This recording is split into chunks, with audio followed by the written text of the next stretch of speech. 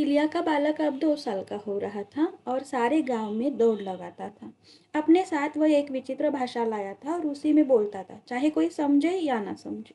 उसकी भाषा में ट, ल और घ की कसरत थी और स, र आदि वर्ण गायब थे।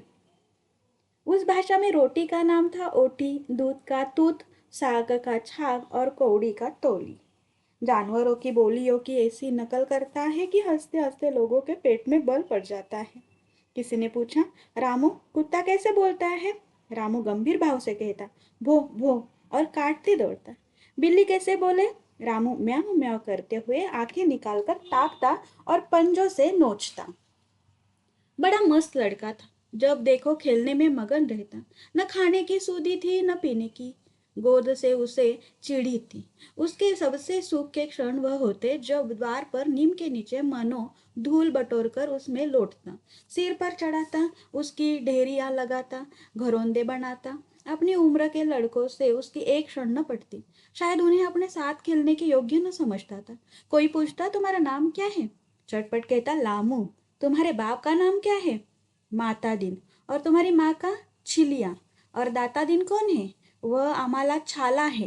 न जाने किसने दाता दिन से उसका यह नाता बता दिया था। रामू और रूपा में खूब पटती थी। वह रूपा का खिलौना था।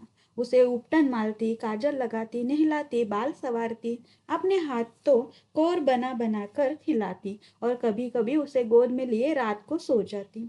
धनिया डांटती, तू सब कुछ छुआछूत किए देती है, मगर वह किसी की न सुनती।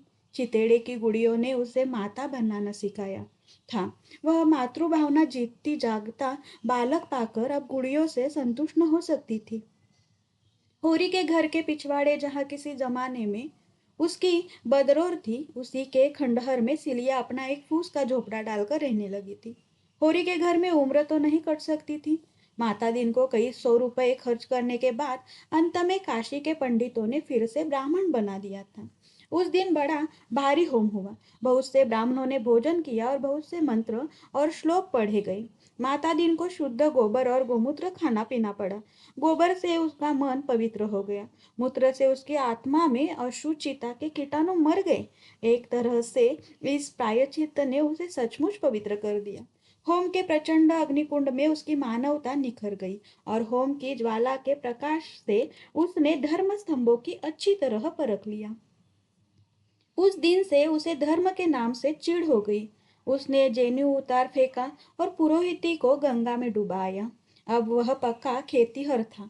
उसने यह भी देखा कि यद्यपि विद्वानों ने उसका ब्राह्मणत्व स्वीकार कर लिया, लेकिन जनता आप भी उसके हाथ का पानी नहीं पीती। उससे मुहूर्त पूछती है, साइत और लग्न का विचार करवाती है, उसे पूर्व के दिन दान भी दे देती है, पर उससे अपने बर्तन नहीं छुलाती।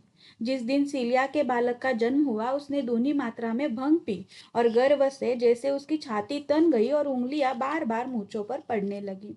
बच्चा कैसा होगा? उसी के जैसा। कैसे देखे? उसका मन महसूस कर रह गया। तीसरे दिन उसे रूपा खेत में मिली। उसने पूछा, रुपया, तूने सिलिया का लड़का देखा? रुपया बोली, देखा क्यों नहीं? लाल लाल है, खूब मोटा, बड़ी बड़ी आंखें हैं, सिर में झबराले बाल है, टुकुर टुकुर ताकता है।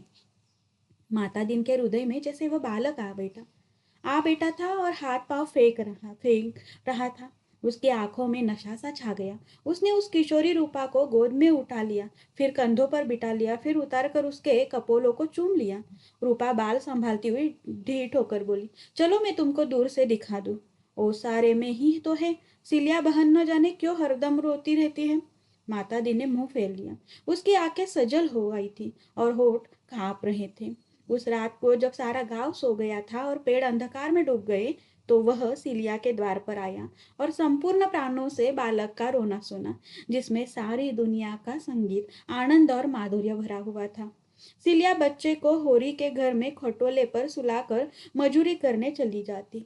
माता दिन किसी न किसी बहाने से होरी के घर आता और कनखियों से बच्चे को देखकर अपना कलेजा और आंखें और प्राण शीतल करता। धनिया मुस्कुराकर कहती, लजाते क्यों हो? गोद में ले लो, प्यार करो। कैसा काठ का कलेजा है तुम्हारा, बिल्कुल तुमको पड़ा है। माता दिन 1-2 रुपए सिलिया के लिए फेंक कर बाहर निकल आता। बालक के साथ उसकी आत्मा भी बढ़ रही थी। खिल रही थी, चमक रही थी। अब उसके जीवन का भी एक उद्देश्य था, एक व्रत था। उसमें संयम आ गया, गंभीरता आ गई, दायित्व आ गया। एक दिन रामू खटेले पर लेटा हुआ था। धनिया कहीं गई थी। रूपा भी लड़कों का शोर सुनकर खेलने चली गई। घर अकेला था। उसी वक्त माता दिन पहुंचा।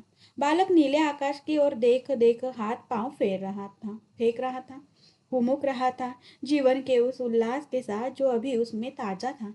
माता दिन को देखकर वह हंस पड़ा। माता दिन स्नेह विहल हो गया। उसने बालक को उठाकर छाती से लगा लिया। उसकी सारी देह और हृदय और प्राण रोमांचित उठे, मानो पानी की लहरों में प्रकाश की रेखाएं कांप रही हों। बच्चे की गहरी निर्मल अथा मोद भरी आंखों में जैसे उसको जीवन का सत्य मिल गया। उसे एक प्रकार का भय सा लगा, मानो वह दृष्टि उसके हृदय में चुभी जाती हो। वह कितना अपवित्र है, ईश्वर का वह प्रसाद कैसे छू सकता है। उसने बालक को संशक मन के साथ फिर लिटा लिया। उसी वक्त रूपा बाहर से आ गई और वह बाहर निकल गया। एक दिन खूब ओले गिरे। सिलिया घास लेकर बाजार गई हुई थी। रूपा अपने खेल में मगन थी। रामू अब बैठने लगा था, कुछ कुछ बकवा चलाने भी लगा था। उसने जो आंगन में बिनोले बिछे देखे तो समझा बताशे फैले हुए हैं। कई उठाकर खाए और आंगन में खूब खेला। रात को उसे ज्वर आ गया। दूसरे दिन निमोनिया हो गया। तीसरे दिन संध्या समय सिलिया की गोद में ही बालक के प्राण निकल गए। लेकिन बालक मरकर भी सिलिया के जीवन का केंद्र बना रहा। उसकी छाती में दूध का उबाल सा आता और आंचल भीग आता। उसी क्षण आंखों से आंसू भी निकल पड़ते। पहले सब कामों में छुट्टी पाकर रात को जब वह रामू को हिया से लगाकर दूध पिलाती तो मानो उसके प्राणों में बालक की स्फूर्ति भर जाती। तब वह प्यारे प्यारे गीत गाती, मीठे मीठे स्वप्न देखती और नए नए संसार रचती, जिसका राजा रामू होता। अब सब कामों से छुट्टी पाकर वह अपनी सूनी झोपड़ी में रोती थी और उसके प्राण तड़पते थे उड़ जाने के लिए उसे लोक में, जहां उसका लाल इस समय भी खेल रहा होगा। सारा गांव उसके दुख में शरीक था। रामू कितना चौंचला था, जो कोई बुलाता उसी की गोद में चला जाता। मरकर और पहुंच से बाहर होकर वह और भी प्रिय हो गया था। उसकी छाया उसे कहीं सुंदर, कहीं चौचाल, कहीं लुभावनी थी। माता दिन उस दिन खूल पड़ा। पर्दा होता है हवा के लिए। आंधी में पर्दे उठा के रख दिए जाते हैं कि आंधी के साथ उड़ न जाए। उसने शव को दोनों हथेलियों पर उठा लिया और अकेला नदी किनारे तक ले गया, जो एक मील का पाट छोड़कर पतली सी धार में समा गई थी। 8 दिन तक उसके हाथ सीधे न हो सके। उस दिन वह जरा भी नहीं लजाया, जरा भी नहीं झिझका और किसी ने कुछ कहा भी नहीं, बल्कि सभी ने उसके साहस और दृढ़ता की तारीफ की। होरी ने धीरे से कहा, यही मर्द का धर्म है। जिसकी बाह पकड़ी उसे क्यों छोड़ना। धनिया ने आंखें नचाकर कहा, मत बखान करो जी, जलता है।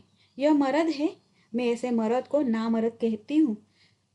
जब बाह पकड़ी थी तब क्या दूध पीता था कि सिलिया बामनी हो गई थी। 1 महीना बीत गया। सिलिया फिर मजूरी करने लगी। संध्या हो गई थी। पूर्णमासी का चांद विहसता सा निकल आया था।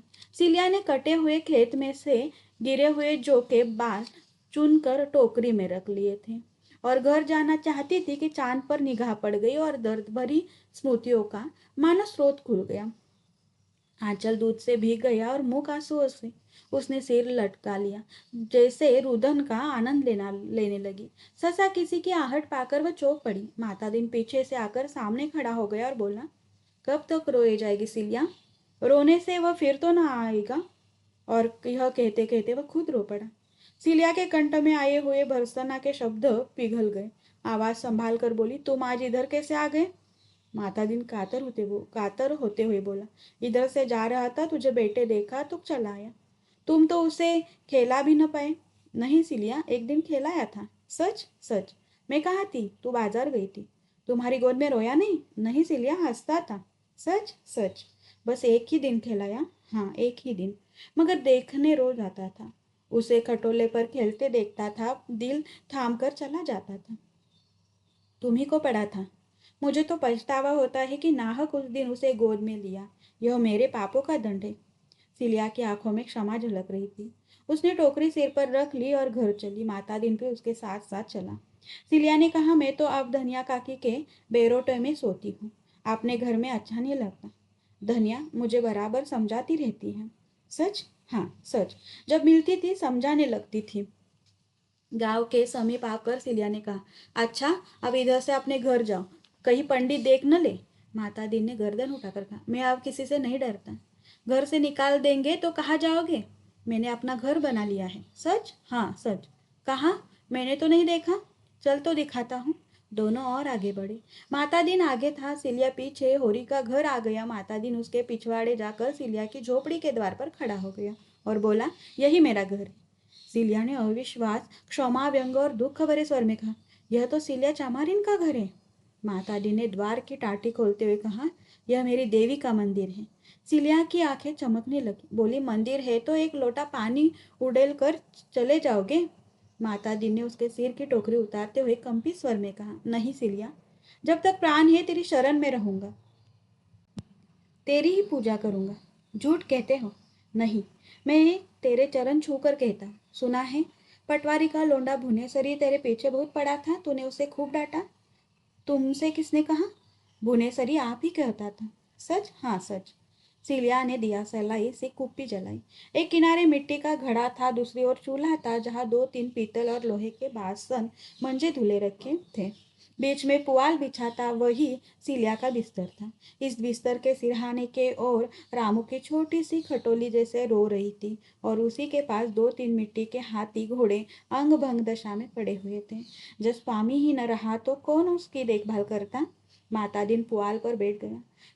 कलेजे में हुक सी उठ रही थी। जी चाहता था खूब रोए। सिलिया ने उसकी पीठ पर हाथ रखकर सांत्वना के स्वर में पूछा, तुम्हें कभी मेरी याद आती थी?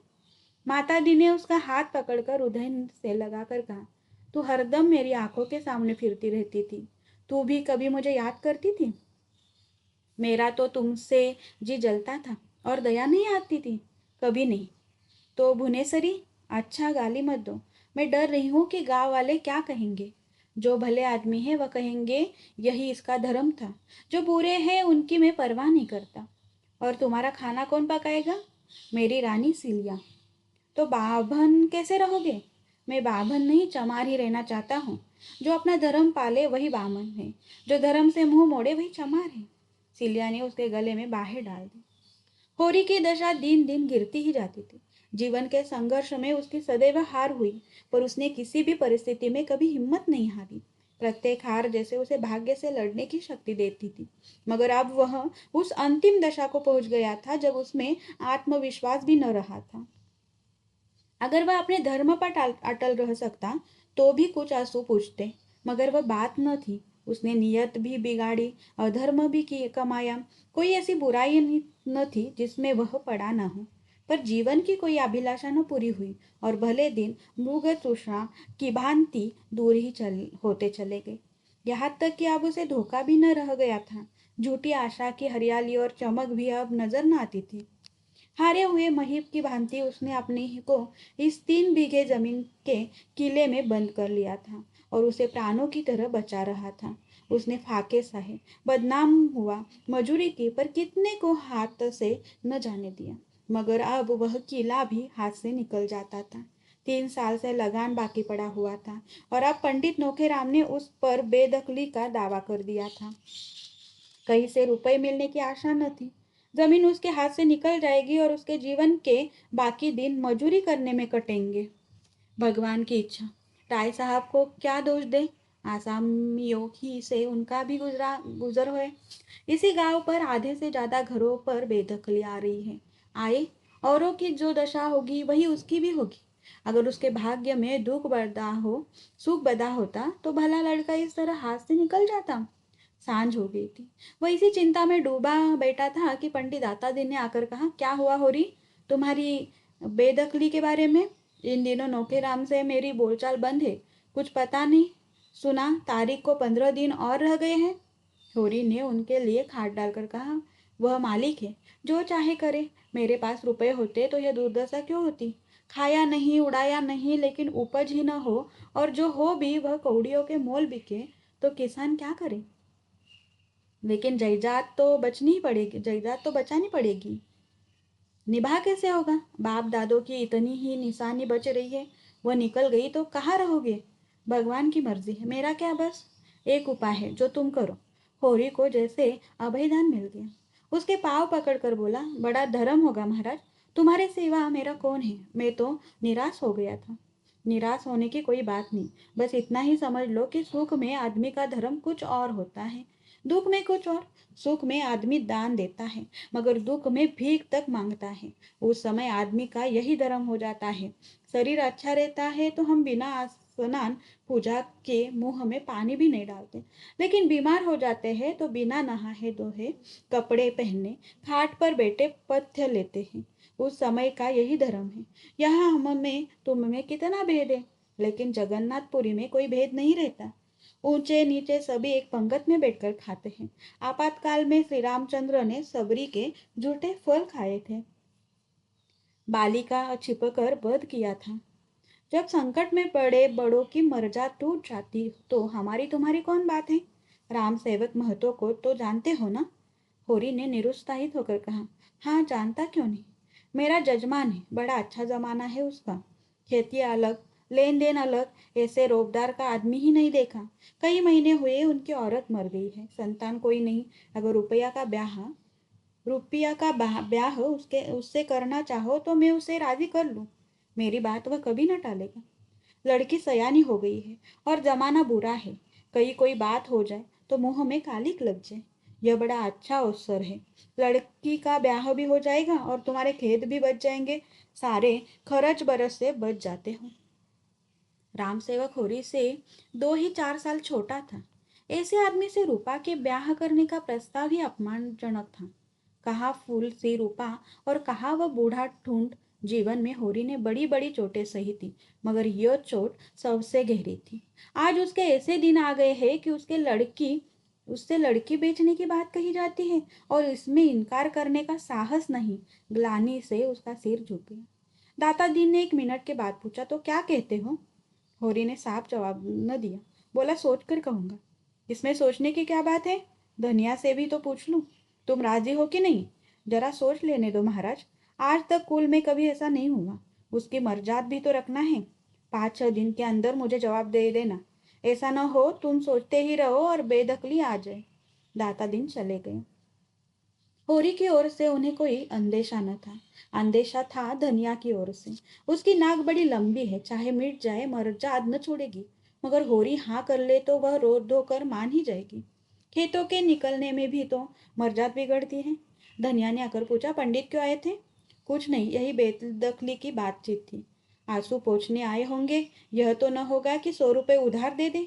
मांगने का मुंह भी तो नहीं। तो यहाँ आते ही क्यों है। रुपया की सगाई की बात भी थी।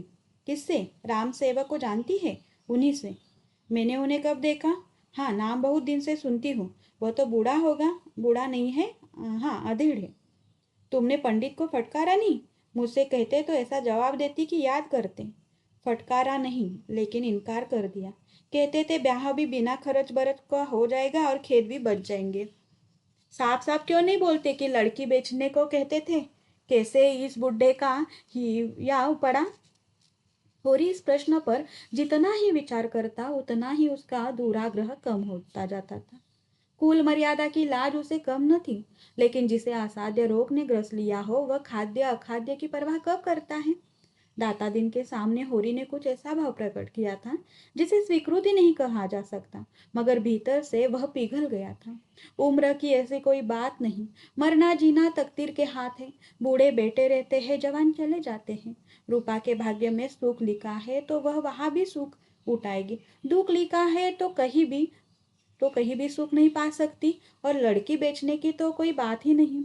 होरी उससे जो कुछ लेगा उधार लेगा और हाथ में रुपए आते ही चुका देगा। उसमें शर्म या अपमान की कोई बात ही नहीं है।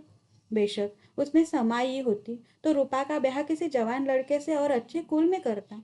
दहेज भी देता। बारात के खिलाने पिलाने भी खूब दिल खोलकर खर्च करता। मगर जब ईश्वर ने उसे इस लायक नहीं बनाया तो कुश कन्या के सिवा और वह क्या कर सकता है। लोग हंसेंगे, लेकिन जो लोग खाली हंसते हैं और कोई मदद नहीं करते उनकी हंसी की वह क्यों परवाह करें। मुश्किल यही है कि धनिया नाराजी होगी। गधी तो है ही वही पुरानी लाज ढोई जाएगी। यह कुल प्रतिष्ठा के पालने का समय नहीं, अपनी जान बचाने का अवसर है। ऐसी ही बड़ी लाज वाली है तो लाए 500 निकाले, कहाँ धरे हैं। 2 दिन गुजर गए और इस मामले पर उन लोगों में कोई बातचीत न हुई। हाँ, दोनों सांकेतिक भाषा में बातें करते थे। धनिया खेती वर कन्या जोड़ के हो तभी ब्याह का आनंद है। होरी जवाब देता, ब्याह आनंद का नाम नहीं है पगली, यह तो सब तपस्या है। चलो तपस्या है। हाँ, मैं कहता जो हूँ, भगवान आदमी को जिस दशा में डाल दे उसमें सुखी रहना तपस्या नहीं तो और क्या है। दूसरे दिन धनिया ने वैवाहिक आनंद का दूसरा पहलू सोच निकाला। घर में जब तक सास ससुर देव रानिया जेठानिया न हो तो ससुराल का सुख ही क्या। कुछ दिन तो लड़की बहुरिया बनने का सुख पाए। होरी ने कहा, वह वैवाहिक जीवन का सुख नहीं, दंड है। धनिया तिनक उठी, तुम्हारी बातें भी निराली होती है। अकेली बहू घर में कैसे रहेगी, न कोई आगे न कोई पीछे। होरी बोला, तू जब इस घर में आई तो एक नहीं दो दो देवर थे, सास भी ससुर था। तूने कौन सा सुख उठा लिया बता। क्या सभी घरों में ऐसे ही प्राणी होते हैं? और नहीं तो क्या, आकाश की देवियां आ जाती हैं। अकेली तो बहू, उस पर हुकूमत करने वाला सारा घर। बेचारे किस किस के खुश करे, जिसका हुक्म न माने वही बैरी, सबसे भला अकेला। फिर भी बता यही तक रह गई फिर भी बात यही तक रह गई। मगर धनिया का पल्ला हल्का होता जाता था। चौथे दिन रामसेवक महतो खुद आ पहुंचे। काला रास घोड़े पर सवार, साथ एक नाई और एक खिदमतगार, जैसे कोई बड़ा जमींदार हो। उम्र 40 से ऊपर थी, बाल खिचड़ी हो गए थे पर चेहरे पर तेज था, देह गट्टी हुई। होरी उनके सामने बिल्कुल बूढ़ा लगता था, किसी मुकदमे की पैरवी करने जा रहे थे।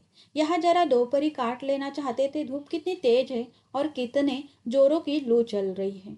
होरी सहुआइन की दुकान से गेहूं का आटा और घी लाया। पुरिया बनी, तीनों मेहमानों ने खाया। दाता दिन भी आशीर्वाद देने आ पहुंचे। बातें होने लगी। दाता दिन ने पूछा, कैसा मुकदमा है महतो? राम सेवक ने शान जमाते हुए कहा, मुकदमा तो एक न एक लगा ही रहता है महाराज। संसार में गऊ बनने से काम नहीं चलता। जितना दबो उतना ही लोग दबाते हैं। थाना, पुलिस, कचहरी, अदालत सब है हमारी रक्षा के लिए, लेकिन रक्षा कोई नहीं करता। चारों तरफ लूट है। जो गरीब है, बेकस है, उसकी गर्दन काटने के लिए सभी तैयार रहते हैं। भगवान न करे कोई बेईमानी करे, यह बड़ा पाप है। लेकिन अपने हक और न्याय के लिए न लड़ना, उससे भी बड़ा पाप। तुम्हें सोचो, आदमी कहाँ तक दबे। यहाँ तो किसान है, वह सबका नरम चारा है। पटवारी को नजराना और दस्तूरी न दे तो गांव में रहना मुश्किल। जमींदार के चपरासी और कारिंदों का पेट न भरे तो निभा न हो। थानेदार और कानी सट्टी बिल तो जैसे उसके दामाद हैं। जब उनका दौरा गांव में हो जाए, किसानों का धर्म है वह उनका आदर सत्कार करे, नजर नयाज दे, नहीं तो एक रपोट में गांव का गांव बंद जाए। कभी कानून नगो आते हैं, कभी तहसीलदार, कभी डिप्टी, कभी एजेंट, कभी कलेक्टर, कभी कमिश्नर। किसान को उनके सामने हाथ बांधे हाजिर रहना चाहिए। उनके लिए रसद, चारे, अंडे, मुर्गी, दूध, घी का इंतजाम करना चाहिए। तुम्हारे सिर भी तो वही बीत रही है महाराज। एक न एक हाकिम रोज रोज नए नए बढ़ते जाते हैं। एक डॉक्टर कुओं में दवाई डालने के लिए आने लगा है। एक दूसरा डॉक्टर कभी कभी आकर ढोरों को देखता है। लड़कों का इम्तिहान लेने वाला इंस्पेक्टर है। न जाने किस किस महकमे के अफसर हैं। नहर के अलग, जंगल के अलग, ताड़ी शराब के अलग, गांव सुधार के अलग, खेती विभाग के अलग। कहाँ तक गिनाऊं। पादड़ी आ जाता है तो उसे भी रसद देना पड़ता है। नहीं शिकायत कर दे, जो कहो कि इतने महकमों और इतने अफसरों से किसान का कुछ उपकार होता हो तो नाम को नहीं। अभी जमींदार ने गांव पर हल पीछे 2-2 रुपए चंदा लगाया। किसी बड़े अफसर की दावत की थी, किसानों ने देने से इनकार कर दिया। बस उसने सारे गांव पर जाफा कर दिया। हाकिम भी जमींदार की ही का पक्ष करते हैं। वह यह नहीं सोचते कि किसान भी आदमी है, उसके भी बाल बच्चे हैं, उसकी भी इज्जत आबरू है, और यह सब हमारे दब्बूपन का फल है। मैंने गांव भर में डोटी पिटवा दी कि कोई भी बेसी लगान न दो और न खेत छोड़ो। हमको कोई कायल कर दे तो हम जाफा देने को तैयार हैं, लेकिन जो तुम चाहो कि बेमुँह के किसानों का पीस कर पी जाए तो यह न होगा। गांव वालों ने मेरी बात मान ली और सब ने जाफा देने से इनकार कर दिया। जमींदार ने देखा सारा गांव एक हो गया है तो लाचार हो गया। खेत बेदखल भी कर दे तो जोते कौन। इस जमाने में जब तक कड़े न पड़ो कोई नहीं सुनता। बिना रोए तो बालक भी माँ से दूध नहीं पाता। राम सेवक तीसरे प्रहर चला गया और धनिया और होरी पर न मिटने वाला असर छोड़ गया। दाता दिन का मंत्र जाग गया। उन्होंने पूछा, आप क्या कहते हो होरी? होरी ने धनिया की ओर इशारा करके कहा, इससे पूछो। हम तुम दोनों से पूछते हैं। धनिया बोली, अमीर तो ज्यादा है, लेकिन तुम लोगों की राय है तो मुझे भी मंजूर है। तकदीर में जो लिखा होगा वह तो आगे आएगा ही, मगर आदमी अच्छा है। होरी को तो राम सेवक पर वह विश्वास हो गया था जो दुर्बलों को जीवट वाले आदमियों पर होता है। वह शेख चिल्ली के से मंसूबे बांधने लगा था। ऐसा आदमी उसका हाथ पकड़ ले तो बेड़ा पार है। विवाह का मुहूर्त ठीक हो गया। गोबर को भी बुलाना होगा। अपनी तरफ से लिख दो, आने न आने का उसे अख्तियार है। यह कहने को तो मुंह न रहे कि तुमने मुझे बुलाया कब था। सोना को भी बुलाना होगा। धनिया ने कहा, गोबर तो ऐसा नहीं था, लेकिन जब झुनिया आने दे, परदेश जाकर ऐसा भूल गया कि न चिट्ठी न पत्री, न जाने कैसे है। यह कहते कहते उसकी आंखें सजल हो गई। गोबर को खत मिला तो चलने को तैयार हो गए। झुनिया को जाना अच्छा तो न लगता था, पर इस अवसर पर कुछ कह न सकी। बहन के ब्याह में भाई का न जाना कैसे संभव है? सोना के ब्याह में न जाने का कलंक क्या कम है? गोबर आर्द्र कंठ से बोला, माँ बाप से खींचे रहना कोई अच्छी बात नहीं है। अब हमारे हाथ पांव है, उनसे खींच ले, चाहे लड़ ले, लेकिन जन्म तो उन्हीं ने दिया। पाल पोस कर जवान तो उन्होंने ही किया। अब अगर वह हमें चार बात भी कहे तो हमें गम खाना चाहिए। इधर मुझे बार बार अम्मा दादा की बहुत याद आया करती है। उस वक़्त मुझे न जाने क्यों उन पर गुस्सा आ गया। मुझे तेरे कारण माँ बाप को भी छोड़ना पड़ा। जुनिया ने तिनक कर गुस्से से कहा, मेरे सिर पर यह पाप न लगा। हाँ, तुम्ही को अम्मा से लड़ने की सूझी थी। मैं तो अम्मा के पास इतने दिन रही, कभी सांस तक न लिया। लड़ाई तेरे कारण हुई। अच्छा, मेरे ही कारण से ही। मैंने भी तो तुम्हारे लिए अपना घर बार छोड़ दिया। तेरे घर में कौन तुझे प्यार करता था? भाई बिगड़ते थे, भावजे जलाती थी। भोला जो मुझे पा जाते तो कच्ची ही खा जाते, तुम्हारे ही कारण। अब कि जब तक रहे इस तरह रहे कि उन्हें भी जिंदगानी का कुछ न कुछ सुख जरूर मिले। उनकी मर्जी के खिलाफ कोई काम न करे।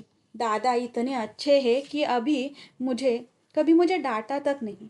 अम्मा ने कई बार मारा है, लेकिन जब मारती थी तब कुछ न कुछ खाने को भी दे देती थी। मारती थी, पर जब तक मुझे हंसा न ले, उन्हें चैन न आता था। दोनों ने मालती से जिक्र किया। मालती ने छुट्टी ही नहीं दी।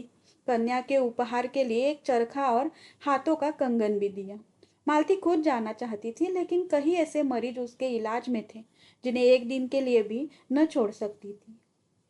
हाँ, शादी के दिन आने का वादा किया और बच्चे के लिए खिलौने का ढेर लगा दिया। उसे बार बार चूमती थी और प्यार करती थी, मानो सब कुछ पेशगी ले लेना चाहती है। और बच्चा उसके प्यार की बिल्कुल परवाह न करके घर चलने के लिए खुश था। उस घर के लिए जिसको उसने देखा तक न था। उसकी बाल कल्पना में घर स्वर्ग से भी बढ़कर कोई चीज थी। गोबर ने घर पहुंचकर उसकी दशा देखी तो ऐसा निराश हुआ कि इसी वक्त यहाँ से लौट जाए। घर का एक हिस्सा गिरने को हो गया था। द्वार पर केवल एक बैल बंधा हुआ था, वह भी निमजा। धनिया और होरी दोनों फूले न समाये, लेकिन गोबर का भी जी उचाट था। अब इस घर के संभालने की क्या आशा है? वह गुलामी करता है, लेकिन भरपेट खाता तो है। केवल एक ही मालिक का तो नौकर है। यहाँ तो जिसे देखो वही रोब जमाता है। गुलामी है पर सूखी। मेहनत करके के अनाज पैदा करो और जो रुपए मिले वह दूसरों को दे दो। आप बेटे राम राम करो।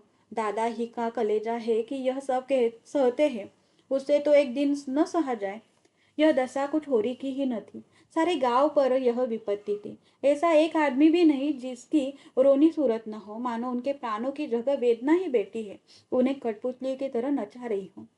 चलते फिरते थे, काम करते थे, पीसते थे, घुटते थे, इसीलिए कि पीसना और घुटना उनकी तकदीर में लिखा था।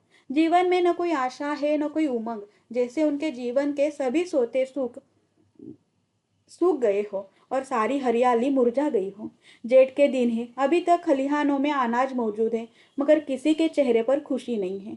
बहुत कुछ तो खलिहान में ही तुलकर महाजनों और कारिंदों की भेंट हो चुका है, और जो कुछ बचा है वह भी दूसरों का है। भविष्य अंधकार की भांति उनके सामने है उन्हें कोई रास्ता नहीं सूझता। उनकी सारी चेतनाएं शीतल हो गई है। द्वार पर मानो कूड़ा जमा है, दुर्गंध उड़ रही है, मगर उनकी नाक में न गंध है न आंखों में ज्योति। सरे शाम से द्वार पर गिधड़ रोने लगते हैं, मगर किसी को गम नहीं। सामने जो कुछ मोटा झोटा आ जाता है वह खा लेते हैं, उसी तरह जैसे इंजन कोयला खा लेता है। उनके बैल चूनी और चोकर के बगैर नाद में मुंह नहीं डालते, मगर उन्हें केवल पेट में कुछ डालने को ही चाहिए। स्वाद से उन्हें कोई प्रयोजन नहीं। उनकी रसना मर चुकी है, उनके जीवन में स्वाद का लोप हो गया है। उनसे धेले धेले के लिए बेईमानी करवा लो, मुट्ठी भर अनाज के लिए लाठियां चलवा लो। पतन की वह इंतहा है जब आदमी शर्म और इज्जत को भी भूल जाता है। लड़कपन से गोबर ने गांव की यही दशा देखी थी और उसका आदी हो चुका था। पर आज 4 साल के बाद उसने जैसे एक नई दुनिया देखी। भले आदमियों के साथ रहने से उसकी बुद्धि कुछ जाग उठी है। उसने राजनीतिक जलसों में पीछे खड़े होकर भाषण सुने हैं और उनसे अंग अंग में बिंधा है। उसने सुना है और समझा है कि अपना भाग्य खुद बनाना होगा।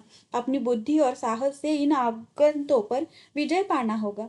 कोई देवता, कोई गुप्त शक्ति उनकी मदद करने न आएगी। उसमें गहरी संवेदना सजग हो उठी है।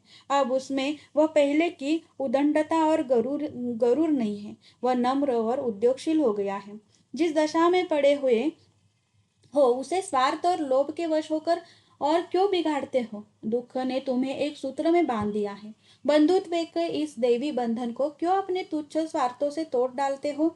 उस बंधन को एकता का बंधन बना लो। इस तरह के भावों ने उसकी मानवता को पंख से लगा दिए हैं। संसार का ऊंच नीच देख लेने के बाद निष्कपट मनुष्य में जो उदारता आ जाती है, वह अब मानो आकाश में उड़ने के लिए पंख फड़फड़ा रही है। होरी को अब वह कोई काम करने देखता है तो उसे हटाकर खुद करने लगता है, जैसे पिछले दुर्व्यवहार का प्रायश्चित करना चाहता हो। कहता है, दादा तुम अब कोई चिंता मत करो, सारा भार मुझ पर छोड़ दो। मैं अब हर महीने खर्च भेजूंगा। इतने दिन तो मरते खपते रहे, कुछ दिन तो आराम कर लो।